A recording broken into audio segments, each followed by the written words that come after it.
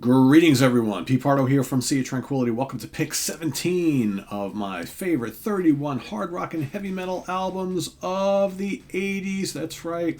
We have 31 days here in May of 2023, and I am counting down my 31 favorite hard rock and metal albums of the decade of the 80s, the best decade for heavy music ever. Of course, hundreds and hundreds of great albums were released in that decade, so pretty difficult task to whittle it down to just 31. So there's a lot of great albums I'm not even going to be mentioning this month, but it's okay.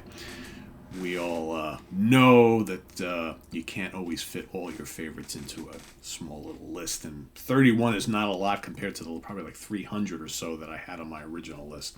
So today, for pick number 17, we're going to take a look at an album that came out on July 27th, 1984, right around the time of my high school graduation, right? Because I graduated in June of 84 and was off to that thing we call college here in the States in September.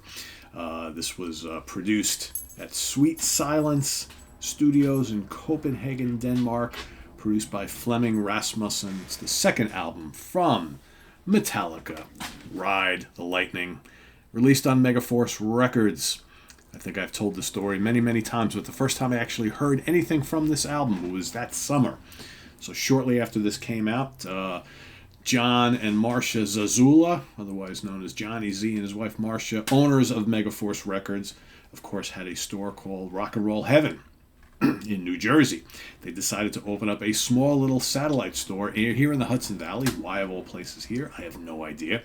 And why in Warwick, New York? I have no idea, which is this tiny little town out in like the middle of nowhere. It's not like it's in a big area. They decided to open up a little shop, second shop there. And I remember one week, friends of mine were like, this heavy metal record shop opened up in Warwick. You want to go take a ride this weekend? Yeah, sure, let's do that. So I remember that Saturday afternoon, taking a ride out there and walking in the door, and all I hear is this music playing. And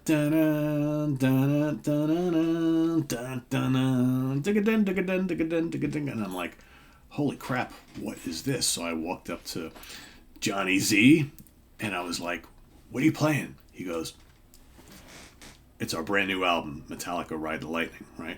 Because, of course, he signed Metallica to Megaforce, and welcome to the store. And, for the next few months before I went away to school, I would go visit Rock and Roll Heaven quite often. They had all sorts of, up-and-coming thrash stars there. The guys from Overkill were there, and Raven were there. All sorts of people would show up there every so often. Of course, the bigger attraction store was in New Jersey, but every now and then he would get guys to come out to the Warwick store.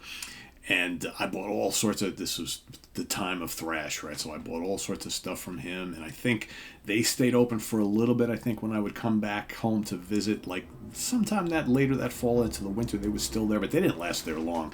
And before you know it, you fast forward into, I think, like 85, and Steve Keeler opens up Rock Fantasy in Middletown, New York.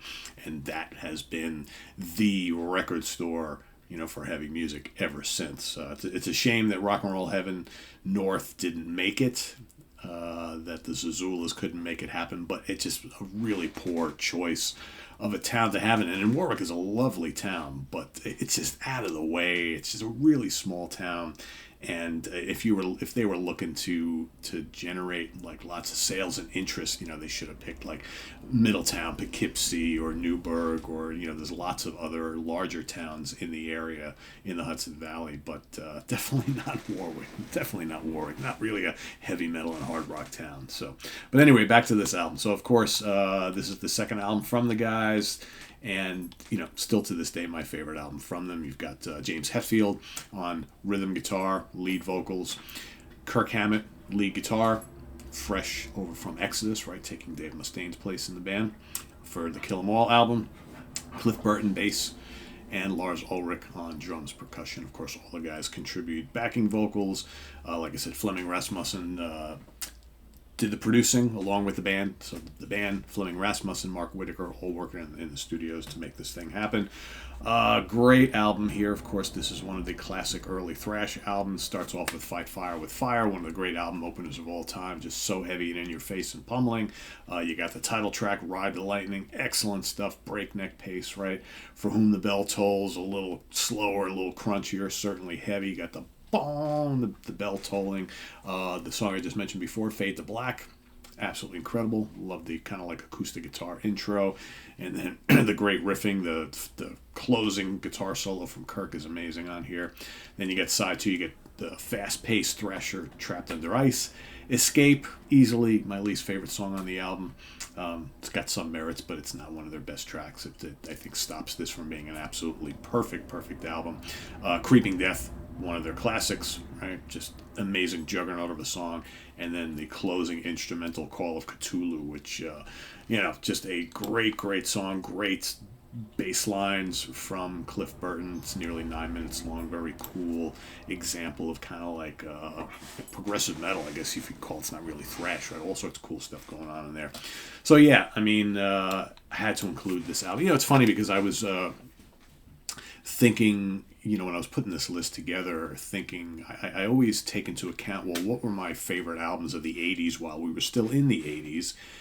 But you have to also look at, well, which of these albums still kind of hold true and really mean all that much to me today, 35, 40 years later, right? And I think out of all the Metallica albums that came out in the 80s, the one that I still do listen to quite often, and don't get me wrong, I still love the other three from the 80s, but I think the one that really absolutely had to be on this list is this one. So yeah, spoiler alert, this is the only Metallica album you're going to see in my list, but it doesn't mean that I didn't agonize over Master of Puppets quite a bit.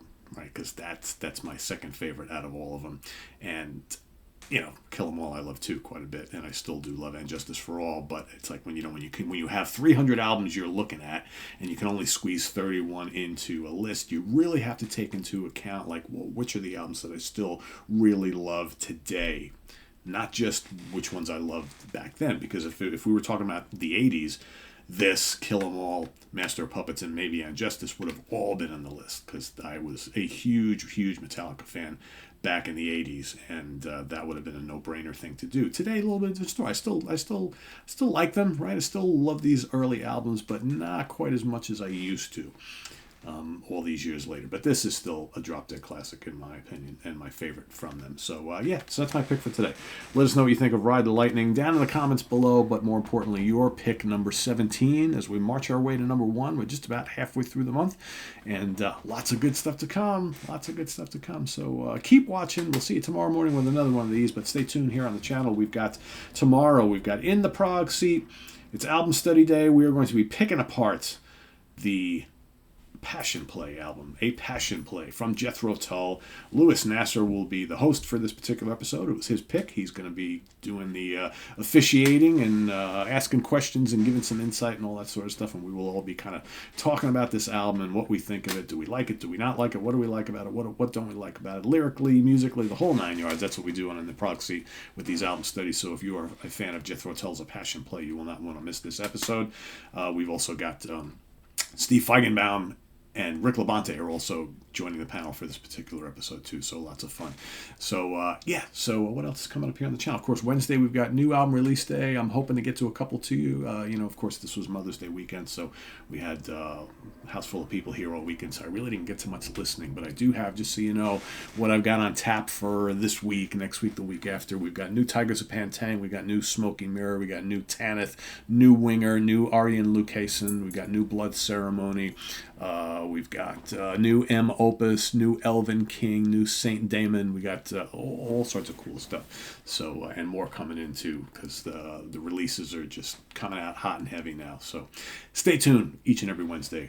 New album review day. We've got of course Friday morning at the Funhouse coming up later this week with Martin Popoff, and Saturday we have the UK Connection, which is another AOR melodic rock episode you will not want to miss. Loads of fun, talking about 3 cool albums. And then on Sunday, Rich Catino is joining me for ranking the albums. We will be ranking the catalog of the Norwegian black metal titans Dimmu Borgir. So that's coming up on Sunday. So till then, I am Pete Pardo. Thanks for watching, everybody. We'll see you here tomorrow morning with pick number 16 of my top 31 favorite hard rock and heavy metal albums of the age. Till then, have a good one, everybody.